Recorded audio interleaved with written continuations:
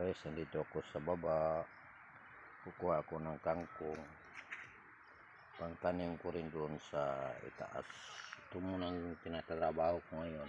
Tatanim ng kangkong para pang pakain sa baboy, pang tanghalian. Yan guys, kasi kailangan din sa baboy mayroon din silang makain sa tanghali.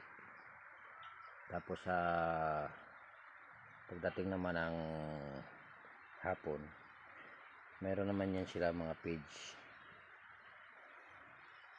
naman ang pagkain sa kanila.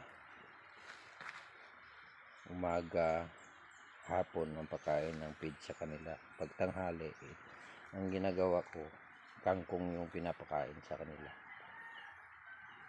para hindi naman sila mauuta sa kinakain nila. Yan, kangkong sa tanghali.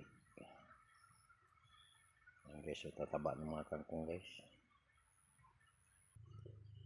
Yan guys, so yan, pwede pang pakain sa baboy, pwede na rin sa atin na kung gusto natin kumain ng gagawing tawag sa amin kasi apan-apan.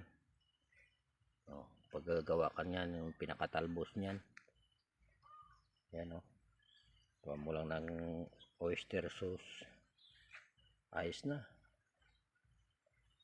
ulam na guys. Yan.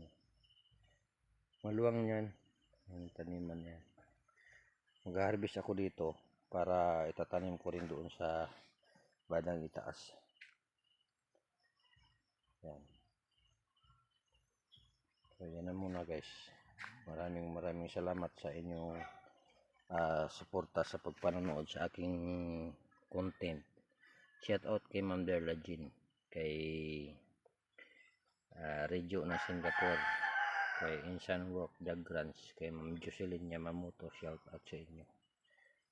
Maraming salamat sa panonood nyo sa aking content.